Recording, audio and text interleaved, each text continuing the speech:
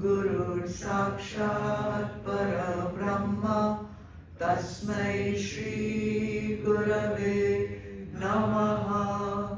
Akhanda Mandalakaram Vyaptam Yena Characharam Tatpadam Darshitam Yena Tasmai Shri Gurave Namaha. Hari Om. Shri Gurubhyo Namaha. Hari Om. Dhyanamoolam Gurur Murti, Pujamoolam Gurur Padam, Mantramoolam Gurur Vakyam, Mokshamoolam Gurur Kripa. Om Shanti Shanti Shanti.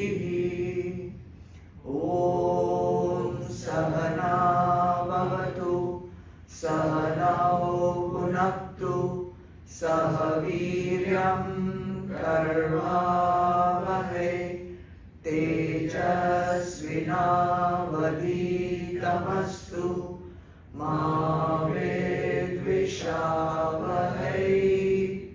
Om Shanti Shanti Shanti. Hari Om. Shri Gurubhyo Namaha. Hari Om. Chidarpana Jai Gurudev. Let's chant first. Chapter 10. We'll start from verse 19 and we'll go to 30. Vasudeva Sutam Devam Kamsa Chanuramardanam Devaki Paramanandam Krishnam Vande Jagadguru. Om Shri Paramatmane Namaha. Atha Dashamodhyayah. Shri Bhagavan Uvacha. Hantate Kathayishyami Divyayatma Vibhutayah. Pradhanyata Kuru Shrestha Nastyanto Vistarasya Me. Ahamatma Gudakesha Sarvabhutashayasthitaha. Aham Adishya Madhyam Cha Bhutanamanta Evacha. Adityanamaham Vishnu Jyotisham Ravilanshuman. Marichir Marutamasmi Nakshatranamaham Shashi. Vedanam Samavedosmi Devanam Asmi Vasavaha. Indriyanam Manaschasmi Bhutanam Asmi Chetana. Rudranam Shankaraschasmi Vittesho Yaksha Rakshasam. Vasunam Pavakashasmi Meru Shikharinamaham. Purodhasam cha mukhyam mam Vidhi Partha Brihaspatim. Senani namaham Skandaha Sarasamasmi Sagaraha. Maharshinam Briguraham Giramasmekamaksharam. Yajnanam Japayagyosmi Stavaranam Himalayah. Ashwatha Sarvavrikshanam Devarshinam cha Naradaha Gandharvanam Chitraratha Siddhanam Kapilo Munihi Uchchaishrava Samashwanam Vidhi Mamamritodbhavam Airavatam Gajendranam Naranam cha Naradipam Ayudhanam Aham Vajram Dhenunam Asmi Kamaduk Prajanashchasmi Kandarpa Sarpanam Asmi Vasugihi Anantaschasmi Naganam Varuno Yadasamaham Pitrunamaryamachasmi Yama Sanyamatamaham Prahladaschasmi Daityanam Kala Kalayatamaham Mriganam cha Mrigendroham Vainateyascha Pakshinam. Hari Om Tat Sat. Shri Krishna Arpanam Astu. Welcome everyone to the center as well as on Zoom. We've had a long break and we are back on track today. 10th Adhyay, as you know, is called Vibhuti Yoga, where Bhagwan is expressing all the different ways in which his presence can be felt within ourselves as well as in sansar. As you know, there is nothing but Brahma, there is nothing else. We see many things, that's because we are under the false impression or under the delusion or in ignorance that Naam and Roop is the reality. But Bhagwan said, beyond the Naam and beyond the Roop, if you are sensitive enough, if you are clear enough, you will feel my presence in so many different things. In 18th shloka, Arjun asks a question to Bhagwan. Vistarenatmano yogam vibhutim cha janardana bhuya kathaya triptirhi shrinvato nasti me mritam. Tell me in detail, once again, all your vibhutis. How should I connect with you? A. When I am in meditation. B. When I am outside, involved in, engaged in sansar. So earlier he had already told us in Shloka, earlier he said that I am within you only. Which Shloka was that? I think in number 7. He says that he who knows in reality this supreme divine glory and supernatural power of mine gets established in me through unfaltering devotion. Of this there is no doubt. So here in this shloka, Bhagwan is saying, so why does Arjun want to know all the different vibhutis? Because Bhagwan says, if you get established in me, there is no doubt that eventually you will come to me. So Bhagwan is now going to tell Arjun all the vibhutis. We have already done many vibhutis. We have finished up to verse 27. Now in 28, there are 4 more vibhutis for us to understand. How to understand this vibhuti and why this particular chapter is important for us? Firstly, Bhagwan is in everything. Not that he is not in some things, but in some things it's more easy to connect because there is maybe some superpower maybe there is a lot of strength, maybe there is a lot of beauty, maybe there is something which is more attractive, unusual, super about that thing. So at least in those easy to connect things, connect with me, right? So let's read 28 once again. Ayudhanamaham vajram dhenunam asmi kamaduk prajanashchasmi kandarpa sarpanam asmi vasuki. Among weapons, read, I am the thunderbolt.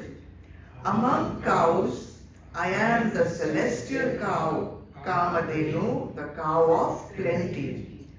I am Kandarpa, the generative passion which leads to procreation as enjoined by the scriptures. Among serpents, I am Vasuki. The first thing to understand is why Bhagwan has chosen this particular Vibhuti. What are the qualities in that particular object, person, thing that makes it special?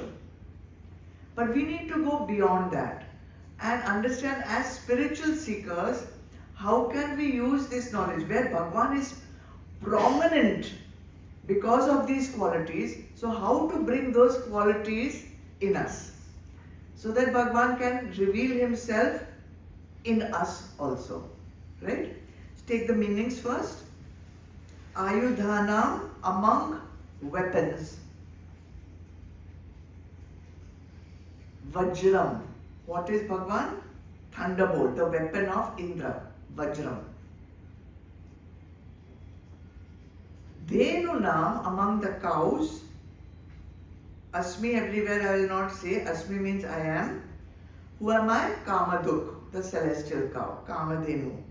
Kamaduk and Kamadhenu are two names for the same cow. Asmi, I am Kandarpa. Kandarpa is the divine creative energy. Prajana, which leads to procreation.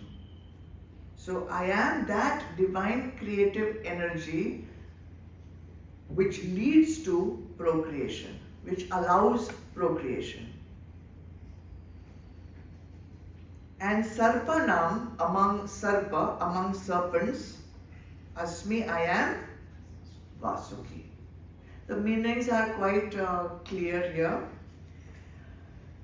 So how are we going to see the spark of divinity in each of these vibhutis? So let's take among weapons, I am the thunderbolt. We all know that thunderbolt, Vajra, is the weapon of Indra, King Indra. And there is a story behind how this weapon came to be made and why Indra Bhagwan has taken it. See now, Bhagwan Krishna also has Sudarshan Chakra. He also has his own weapon. But he did not say, I am in the Sudarshan Chakra. He said, I am in the Vajra. So why did he choose Vajra over his own weapon is interesting. So that's the story. This Vajra was created, the whole word is Vajra Yuddha. The whole thing is called Vajra Yuddha. It represents intense tapasya.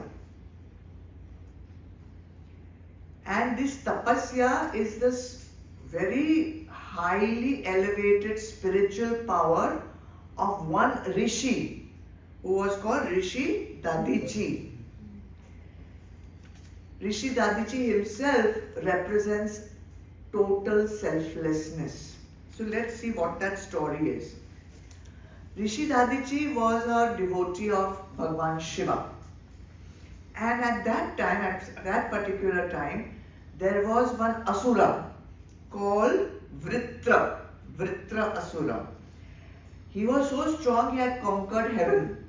And he had thrown Indradev and all the devas were subdued by this Asura. They tried all kinds of weapons to subdue Vritra, but none of them could annihilate this asura. So now they found out that they need a special weapon which is infused with some spiritual powers. And these spiritual powers has to come from a siddha. And Rishi Dadichi at that time was known to be siddha. All his tapasya, his sadhana had made him siddha. Siddha, you understand? Perfect. Enlightened, perfectly enlightened. So they went and said, will you give us some of your spiritual powers? We want to put it inside the weapon. He said, I will give my whole self. Why I will give some of my powers? I will give my whole self. So what does that mean, give my whole self? So he sat in samadhi. And with his powers, siddha, he can do whatever he wants. So with his powers, he made all the prana leave his body. The life force. He allowed the life force to go out. He gave away his life force. His body fell down. Lifeless body fell down. The rest of his body was fed to animals, whatever. And the spine, his spine was taken, the bones of his spine were taken to make the vajra. So not only it was infused with spiritual power, but actual Dadichi was there in that vajra. So the whole weapon is made of tapas shakti. Whole weapon is made of tapas shakti. And when there is tapas shakti, that shakti is invincible. That's what it means. When you will do tapasya and gain spiritual power, and you'll share that spiritual power with others, not hoard it and keep it for, like the asuras and all will get power and then they will use it to kill this one and get this country and take Sita. But he shared his tapasya, he shared his spiritual power, then that becomes invincible. It can conquer anything. Whether you have a desire, whether you have this, whatever, tapasya conquers everything. And that is why Bhagwan Krishna chose this weapon even over Sudarshan Chakra. Now for us as spiritual seekers, what can we get from this, okay? What can we get? The willingness to do tapasya first and foremost. The ability to do tapasya. What is tapasya? What is tapasya? Bearing physical discomfort for a higher goal. Bearing discomfort for your highest spiritual goal. That is titiksha. That is titiksha. So tapasya is what you do. Titiksha is the quality that helps you do the tapasya. Right? So now to get this highest tapasya power, spiritual power, what did Dadichi do? He renounced his entire life. He gave up his entire life. Now we are not able to give up one desire. We are not able to give up one comfort. We are not ready to give up one pleasure also. So look at the difference. The difference is that as seekers we need to understand what is that thing we are holding on to so tightly, so miserly, like that, oh, I cannot give up this one pleasure. I cannot give up this one comfort. I cannot give up this one thing. Here, we are trying to reach that highest goal, but we cannot give up the smallest thing. So what can we renounce? What can we give up? What is the tyag that we can do? That is something we need to introspect. Now, what constitutes renunciation. If you renounce something that you don't value, then it's not renunciation. If it is renunciation, if you are renouncing something that is valuable to you, you are renouncing something that is not just extra, it has value, and then you are renouncing it, then that will become a renunciation. Okay? Then one more thing one has to become careful of. While renouncing, even if it is something that is precious of value, if karta bhav comes in, then it's no longer renunciation.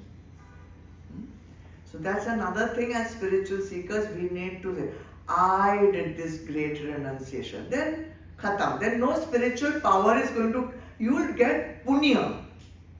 You will get punya. But you will not get siddha. You will not get siddhi. You will not get spiritual power. Okay?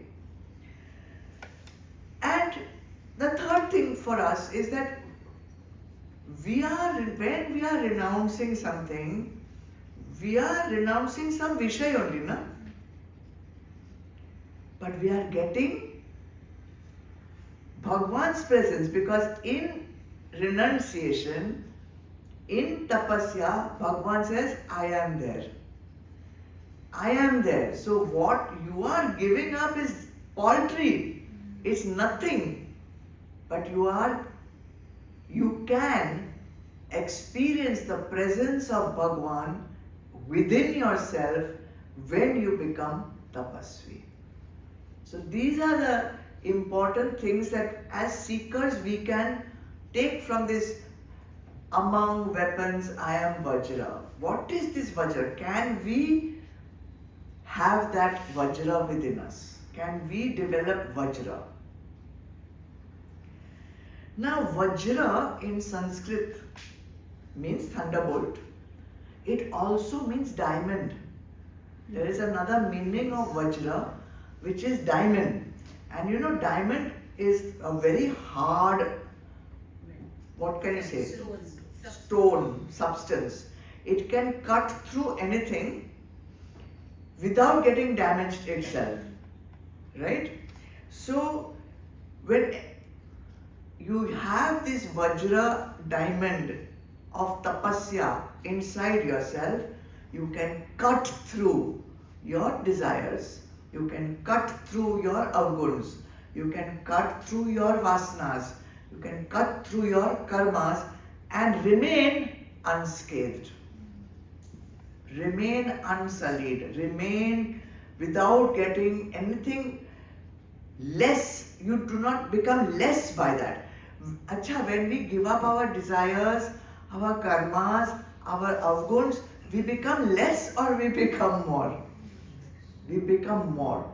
So with this tapasya, we need to cut through all that to experience the presence of Bhagwan within us.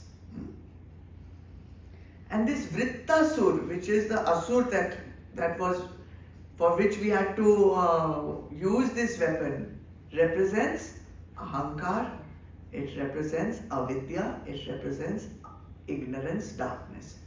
So use this tapasya to overcome your ahankar. Use this weapon of tapasya to overcome your vasana. Most important, vasana. Because it is vasana which is giving you rebirth. And when you get rebirth, you have to experience your karma. But the main reason for rebirth is our unfulfilled desires. Possible? Of course, nobody is asking you to give up your whole body. Even we want to try and sit in samadhi and give up our pran, we cannot do it. But thoda to you can do. One desire at a time, one avgun at a time. Yesterday we talked in Margadiksha class, one avgun we can give up. We can try at least. And it is tapasya because it's not comfortable. It is difficult. That is why it is called tapasya. It is difficult to do. Clear? Then second vibhuti here is Dhenu Nam Asmi Kamaduk. Among dhenus, among cows, I am Kamadhenu. Kamadhenu or Kamaduk. These are two names in Sanskrit which I use. Slight difference of meaning is there. In Kamadhenu, Dhenu is cow, Kama is desire, is the fulfiller of desires. This cow is the one of cow of plenty. It gives you whatever you want. This cow is like some magic cow, okay? And Kamaduk is, it gives milk. It's a mulch. What do they call it? Milch cow. Milch cow is a cow which is reared to give milk. So it's a milker of desires, you can say, milker of desires. Both of them mean the among about the same. And you know that it came out from the Samudra Manthan. Samudra Manthan means churning. Churning means manan. When you do manan, all your desires will be met if that's what you want. If that's what you want. Okay? So now Devtas and Asuras were sharing everything that comes out from the Samudra Manthan. So who took Kamadhenu? The Rishis. The Rishis took, because they have to do yagna. And in yagna, you need all the products of the cow. You need the milk from which the dahi will be made, the ghee will be made. Then your panchagavya, the urine is required, the dung is also required to start the fire. So the rishis took that and they said that we will be able to do our yagnas with this Kamadhenu. She will keep giving us milk as much as we need to make. So what is this Kamadhenu representing? Mother Earth. She represents Mother Earth, the one who is selflessly nurturing Earth. Selflessly nurturing everyone. Not only Panchagavya, apparently the tail of the cow, you know, they have that thing which they wave like this in Gurudwara also they do, and so that has come from the tail of the cow. And I remember in Somnath when I had my Diksha, so if a cow comes and touches you with her tail, it is supposed to mean some very auspicious thing. And as soon as my Diksha was done in Somnath, and I was standing there with Swamiji, one cow came and gave me one nice japata with her tail. So even the tail is useful. The skin also people use, of course, flesh, of course.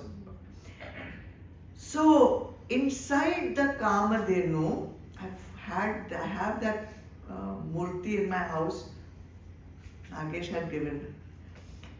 All the gods reside in the cow. In different parts of the cow, different cows, different devtas reside. So that is why the cow is considered so sacred and so precious. What we'll take from this? Something Bhagwan has put it in Bhagavad Gita for us. So what? Tell me, what can we learn from this Kamadhenu? To serve all. Serve all. Be a giver. Be a giver rather than a taker. What does a cow take from us? Nothing. She goes by herself, she charrows the grass and she gives of herself. So, like Mother Earth, like the cow, be more of a giver and a nurturer than a taker. And Bhagwan says, I am in that cow, I am in that Kamadhenu. So you be the giver, then Bhagwan's presence will be felt within you. That is the meaning of Vibhuti. Then, third one, Prajanashasmi Kandarpa. Now, here Kandarpa is another name also for Kamadev. Kamadev, god of love. Bhagwan says, I am Kandarpa. I am that desire, that force of desire which arises in us and allows us to procreate offspring. I am that life generating desire. Everyone has this Shakti. It's an energy, a creative desire or a creative energy to procreate. There is an instinct within each person. I want to create a child. I want to create an offspring. Now we have to be very careful because there is something written in brackets there, as enjoined by the scriptures. That means when this energy is used dharmically to create offspring, then Bhagwan's presence is felt in that. But Bhagwan's presence is not felt in that lustful energy which we will experience to gratify our sensual desires. So Bhagwan is not present in that energy. Bhagwan is present in the energy which you will feel that I must procreate and create offspring. So this clarity has to be, otherwise people will say, oh, Bhagwan is in this energy, so I can experience Bhagwan's energy again and again. But no. And you know, in the Grihastha ashram, it is very clearly given, so much detail is given, when can the husband and wife use this energy for procreation, on which days and what timing and everything. So you remember when we talked about Diti and Aditi? So both were wives, sisters, and both were wives of Kashyap. And Aditi produced only Devtas and Diti produced only Asuras. And why she produced Asuras? Because this energy arose in her at the time of Sandhya, where the rishi is not supposed to use this energy at that time. And nothing would allow Diti to be distracted. She wanted it and she wanted it that moment only. And that is why all the offspring that God created came as Asurs. So this is also important for Grihastha people to understand. So don't say Bhagwan's energy is in this, so I can express it whenever I want and as many times as I want for my sensual pleasure.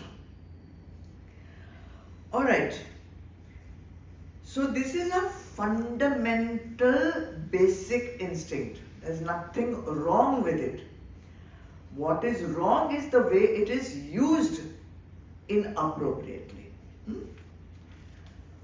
Alright, not only is it, the desire is not only for creating offspring, but also nurturing.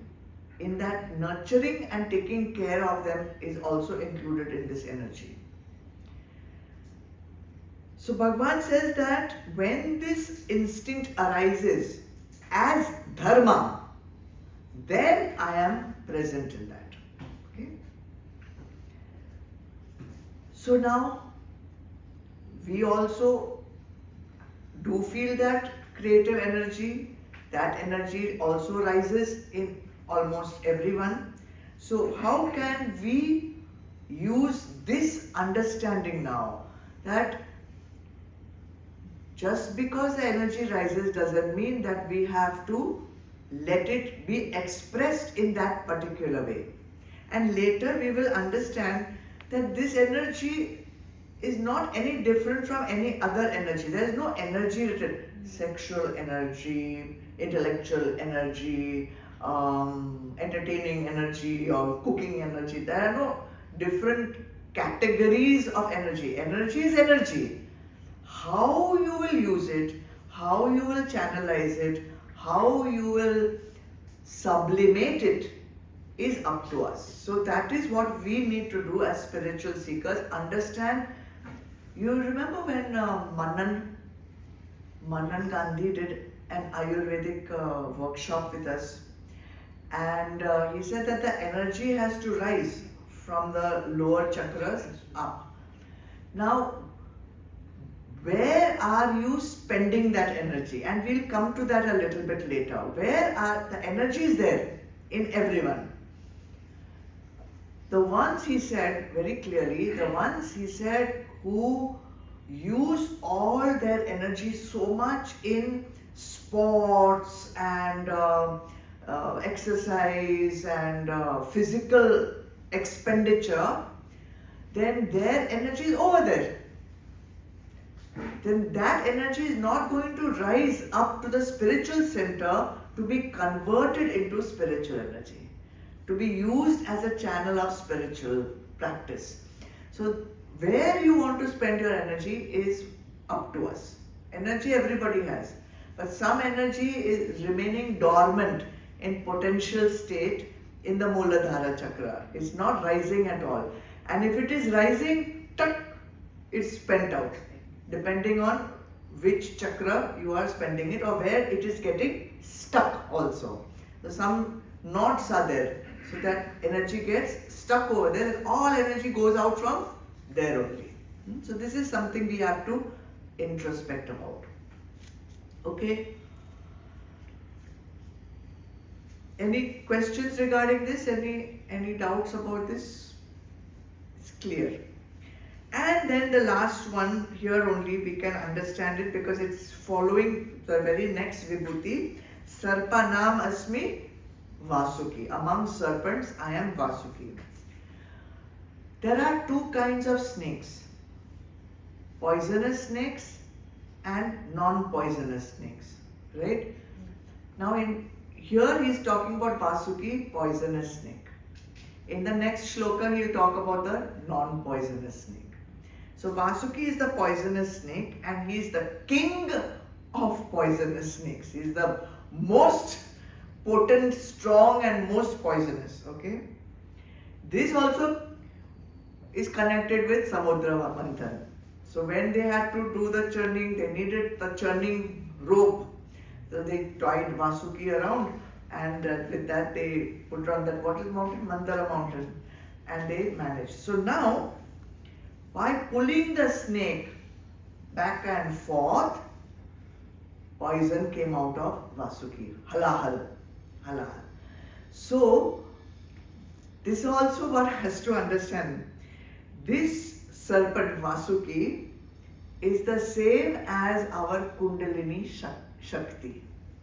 You remember, if you see any pictures of Kundalini, it is coiled at the bottom at the Muladhara chakra, and they show it as a picture as the serpent rising upwards. It goes round and round the spine kind of thing.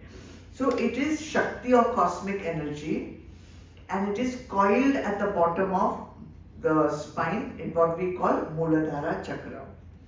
Now,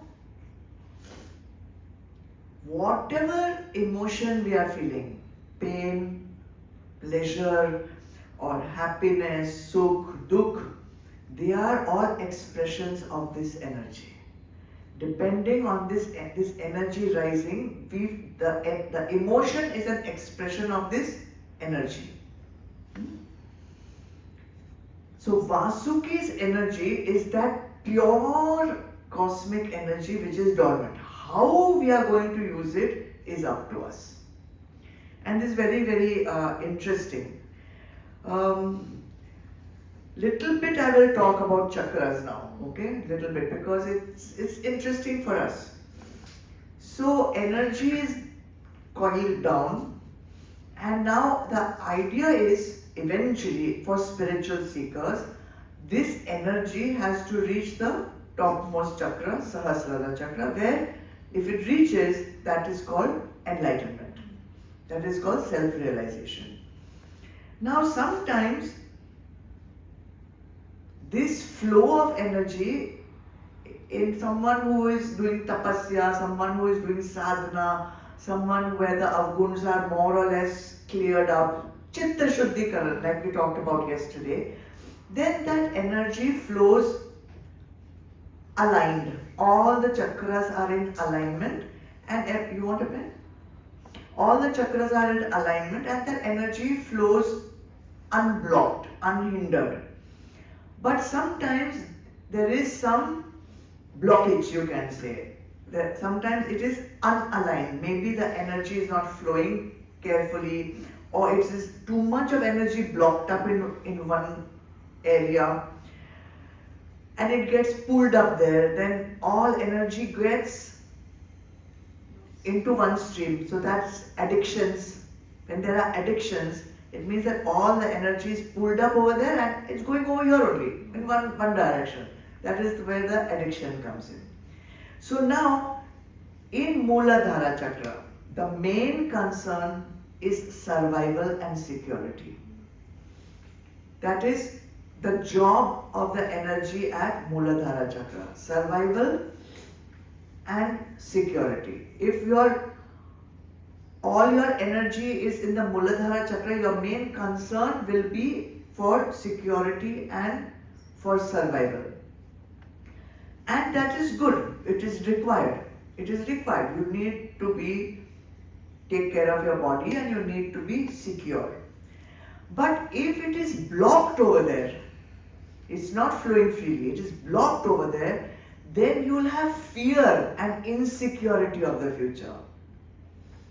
What will happen? What will happen? That fear and that insecurity, that anxiety, financial insecurity or hoarding of the money, that means the energy is staying only in Mooladhara. But if the passage is free, there is Shuddhikaran, then it will go up. What is the next chakra called? Swadhisthana. In Swadhisthana chakra is the creative desire. That is where the creative, this what he was talking about, Kandharpa. That is the creative energy. It is required to be creative in the world. The energy needs to go to that Swadhisthana chakra. But if it is blocked there, then there will be emotional outbursts. There will be guilt for something or the other. There will be addictions. So know that the energy is stuck in that Swadhisthana chakra.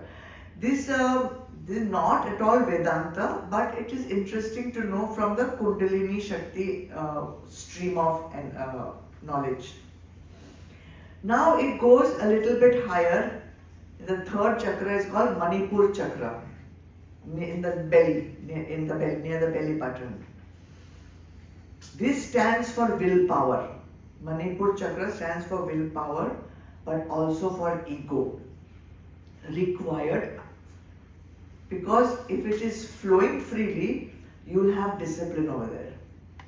It gives discipline to the person, it gives courage, and an ego in a good way, meaning healthy self-esteem will be there.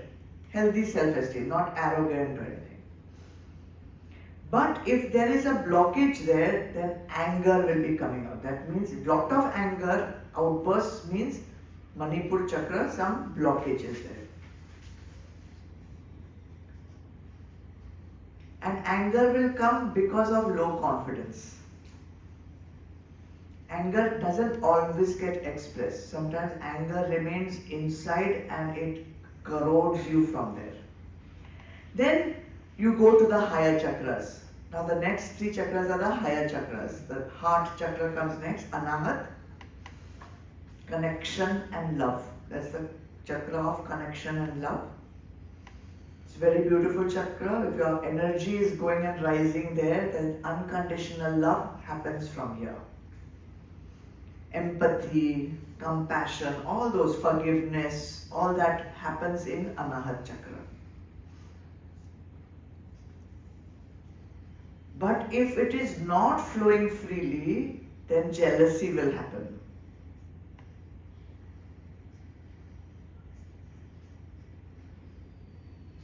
Now going even higher, throat chakra, Vishuddha chakra, is for expression, communication, truth. When it is freely flowing, when it is aligned, then that person will be able to actively listen. You know, everyone doesn't actively listen. Most people don't actively listen. They, what is it called? Selective listening they do. Selective listening. What suits them, they listen. Baki ka they are already thinking in their mind about the answer, or they are already thinking in their mind, bekar ka bol rahi hai. So it's like actively you're not listening, you're not giving your full attention. But if this chakra is open nicely, freely flowing, active listening will be there, authentic communication will be there, not that jalebi kind of arjavam, jalebi thing. But if there is a blockage there, then there will be deception. Means you are saying something, thinking something else. Or you are saying something golmaal, gol karke, so confusing the person because you don't want to speak the truth. Or you talk too much, that also is there. Too much talking. And then of course you come to this chakra here, Agnya chakra. Agnya chakra, inner wisdom, clarity of thought, insights, intuition, wisdom.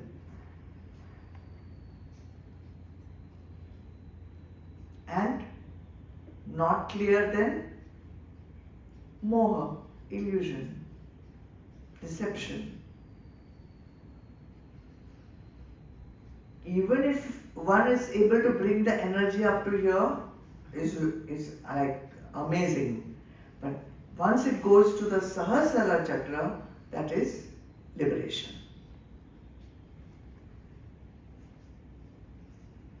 So Vasuki is this energy which is sitting at the bottom of your spine in Muladhara chakra. The idea is that it has to rise up to Sahasrara chakra, but in that bargain of rising, lot of halahal will be coming out, poison. So as you will cross from Swadhisthana, then all those desires will manifest. So restraint, wisdom, vivek, energy is rising. You have a choice. Express it out in any old way or restrain yourself. Use your vivek. Energy is there, opportunity is there, desire is there. Go and do anything or say no. I don't want to waste my energy in Swadhisthana. I don't want to waste my energy in Manipur. I want to take it higher and higher till it reaches my Agnya chakra, from Agnya chakra to Sahasrara. So this is the importance, and Bhagwan says, I am in that energy. My presence is my Vibhuti. This is my Vibhuti. So allow me to rise to your highest goal. Make sense? Once somebody told me, do classes on this, what? Kundalini yoga. I said, I am not an expert in Kundalini yoga. I don't know it also. Little bit research I did just now. That is why I am able to tell you all this. But we don't want to go down that path. To know it is good. At least you know where your energy is getting wasted. That's all. Okay, we'll do one more shloka. Okay, 29. Let's read it. Anantaschasmi naganam Varuno yadasamaham Pitrunamaryamanchasmi Yama Sayyamatamaham.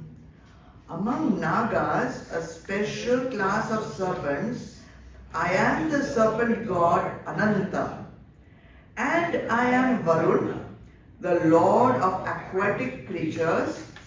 Among the mains, I am Aryama, the head of the Pitrus, and among rulers, I am Yama, the god of death. Take the meanings first. Now the words are all self-explanatory. Naganam, among the Nagas. Among this special class of serpents, Anantaschasmi, I am the serpent god Anant. Pitrunam, among the Pitrus. No, before that we have among aquatic creatures. Yadasam, among the aquatic creatures. Who am I? Varun Dev.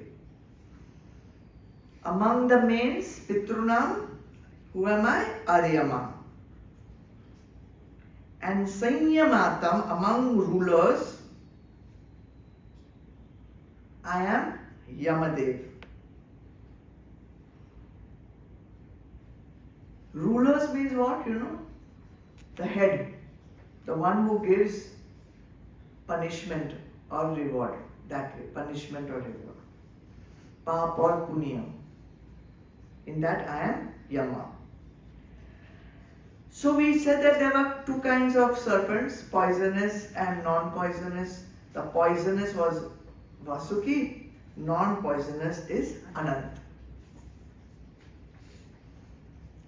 This Anant is no different from the serpent on which Narayan is reclining on Shilsagar. Same serpent.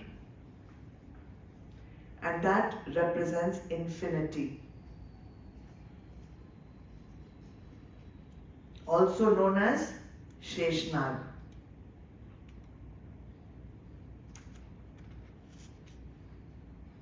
And in the Puranas, one explanation, one description is given that Anantanag or Sheshnag is supporting the entire earth.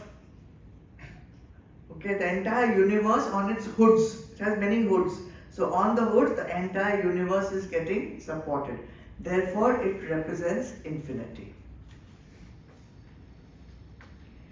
And every time Bhagwan Vishnu has taken avatar, this Sheshnag has also come with him to take avatar. So in Treta Yuga he came as Lakshman, and in Dwapar he came as Balaram.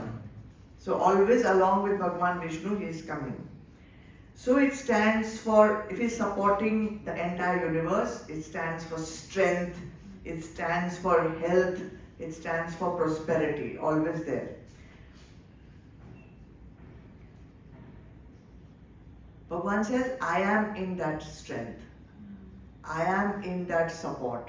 So every time you are taking care of yourself, you are making yourself strong physically or spiritually or emotionally or intellectually, it is the Vibhuti of Bhagwan which is getting expressed. That's what it means for the spiritual seeker.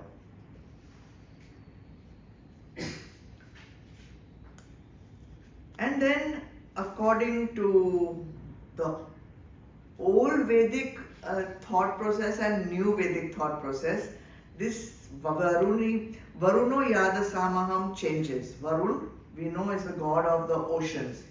But in earlier Vedic period, like in the Rig Veda and all, Varun was the supreme head of all the gods.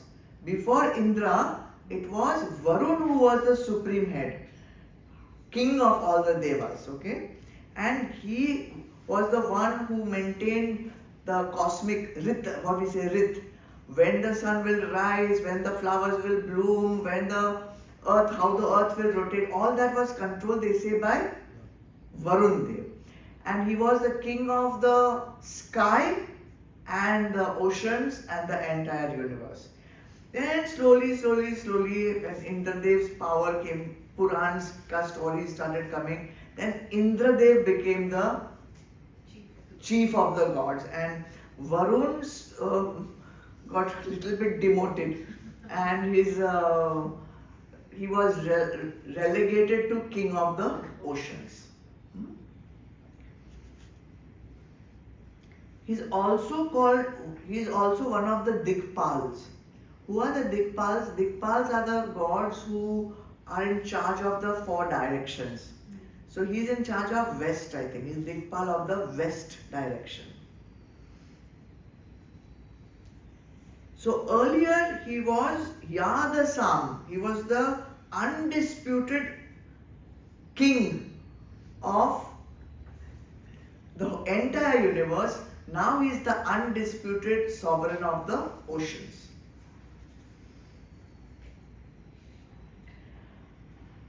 one of the meanings of Varun is that which covers. That which covers, Varun, that which covers.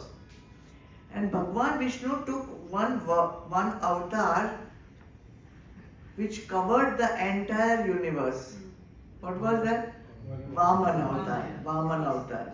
Just by 3 steps, he conquered the entire universe. So that is Varun has been given for that reason also. He is the sovereign of the entire universe.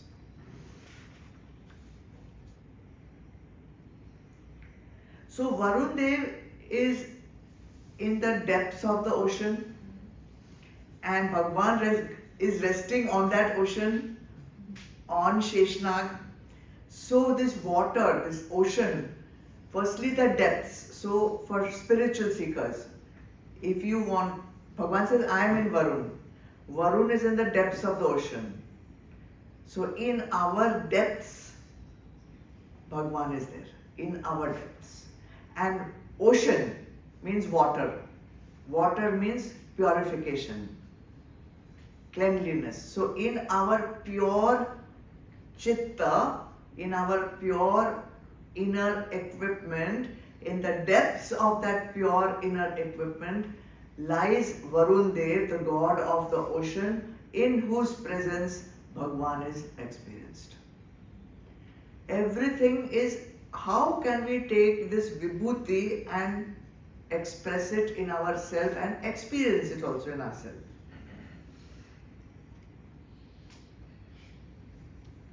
And Varun was the sovereign.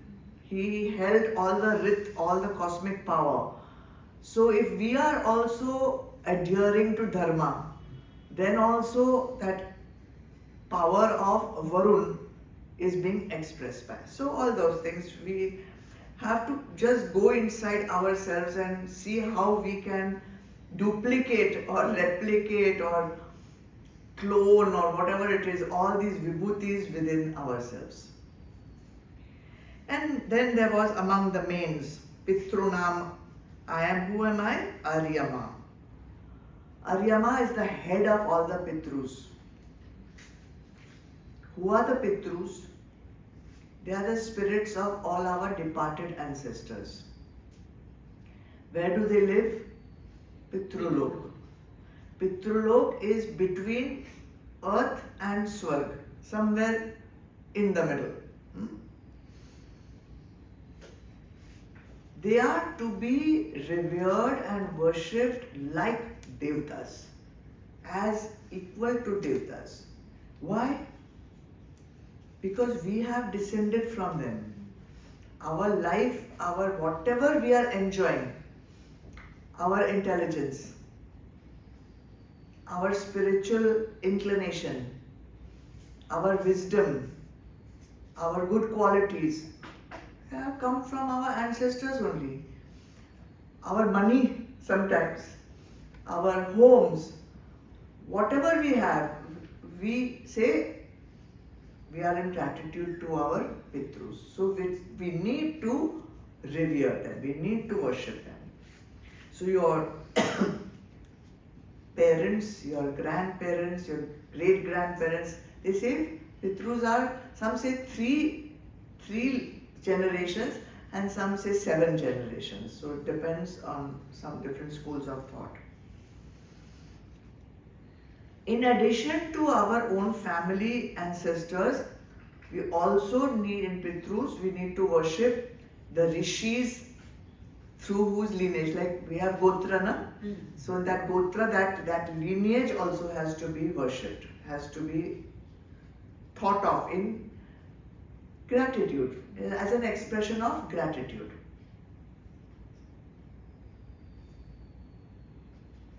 They say that all humans who are born, they have got 3 rins.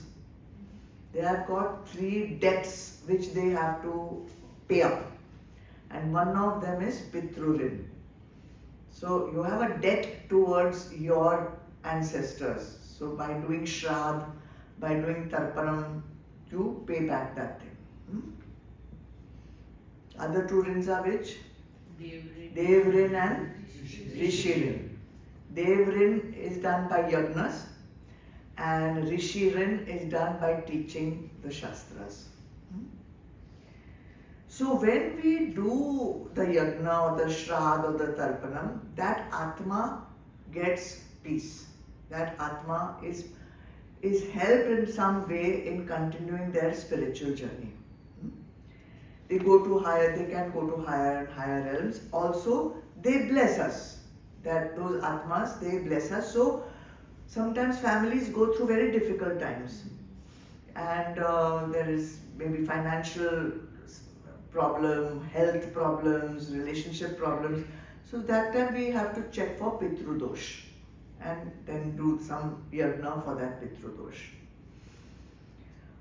Alright, okay, so I got one, there is a special time in the year which is called Pitru Paksh.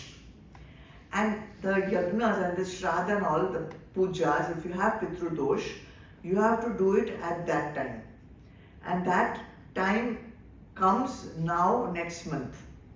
So I found out the dates also for this year, 2026.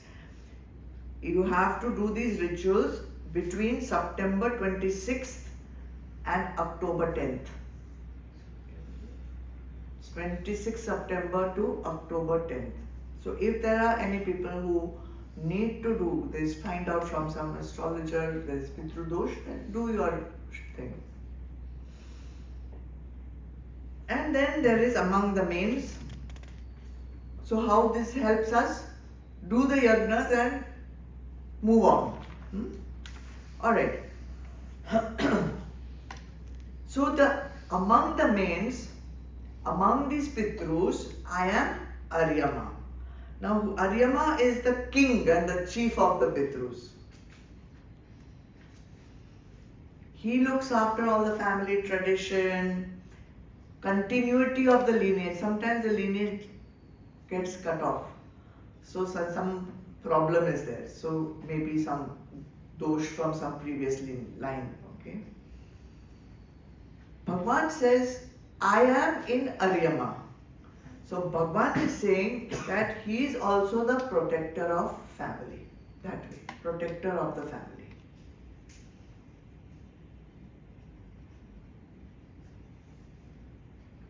Remember in chapter 8, we said there are two paths. Remember that? Devyana and Pitruyana. The soul can go either to the Devdas or to the Pitrus. Remember that? So Aryama is the ruler of both these paths.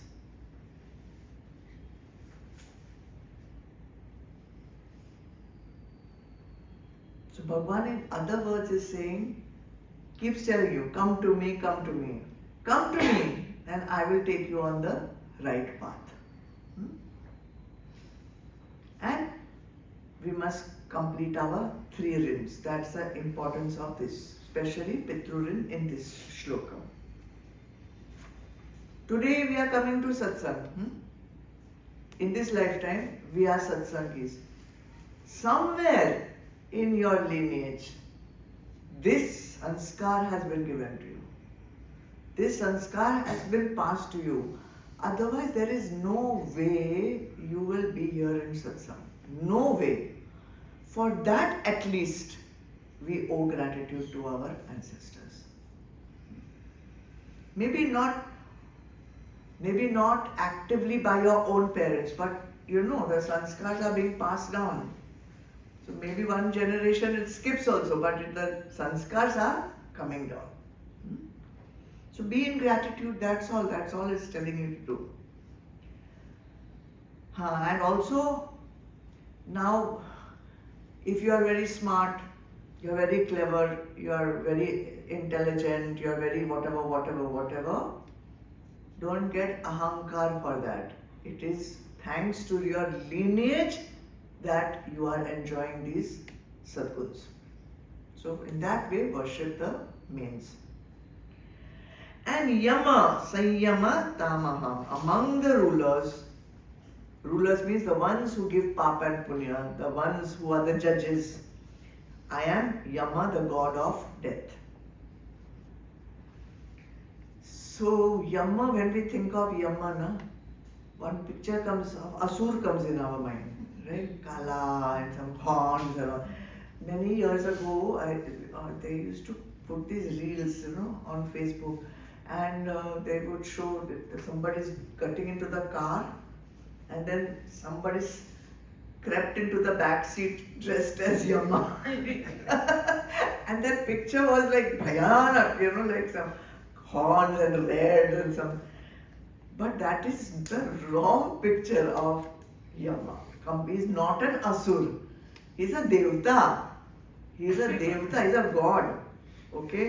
So don't see him as some bad person. He represents unbiased impartiality. Impartiality. He doesn't have favorites who he sends to Swarga, and he doesn't have any enemy. Tere ko dekh lega ant mein. Not like that. What your karma is, he has to just simply follow the rule. Okay? But he has the power to send anyone anywhere. He has that power. So, Yama represents self-discipline. Some people have all the power in the world and they use their power to do what they want and destroy somebody or elevate somebody. Yama has that power, but he does not use it to destroy anyone.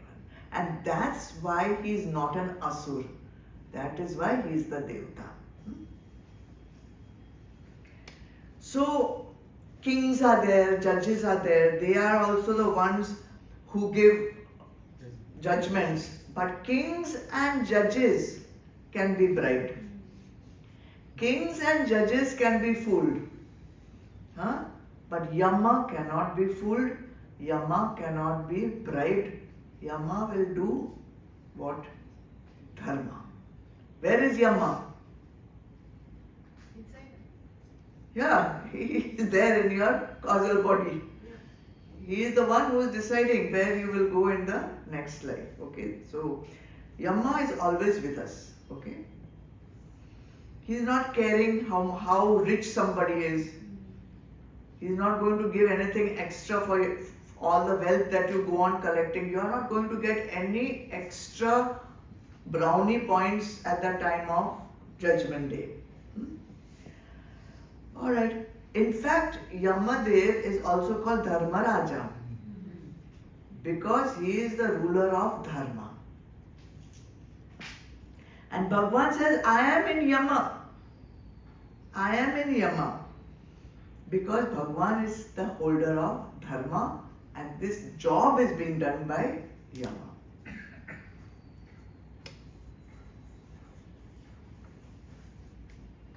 And it is being done with sanyam, with restraint. So for spiritual seekers, those who have all the power in the world, we don't always use it with restraint.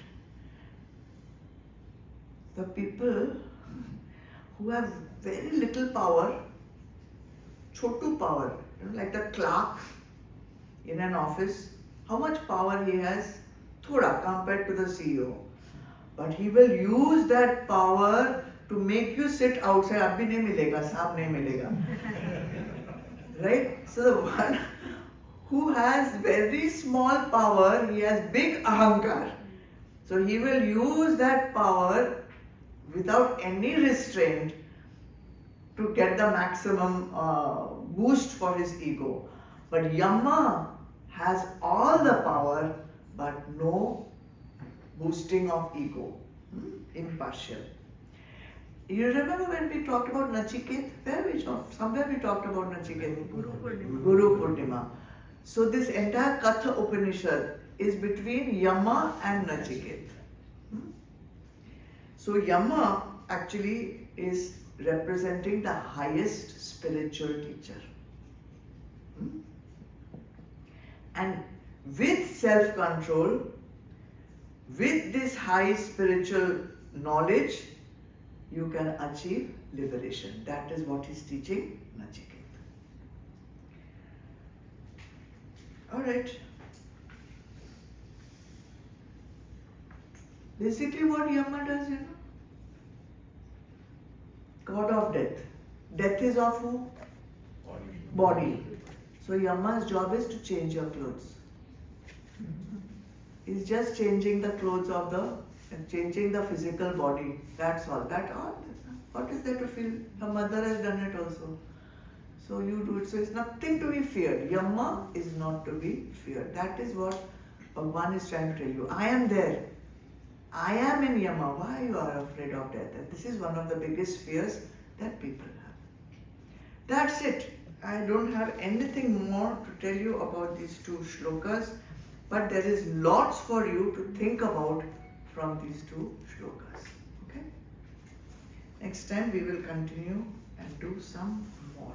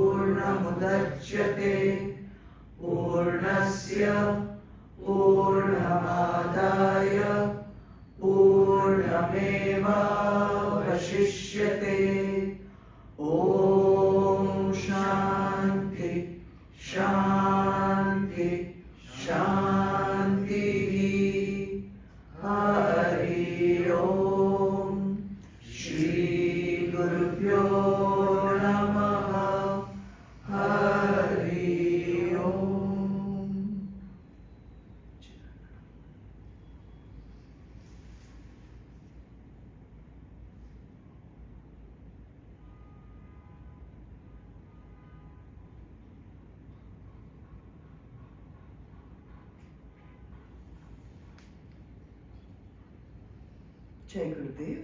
God bless everyone.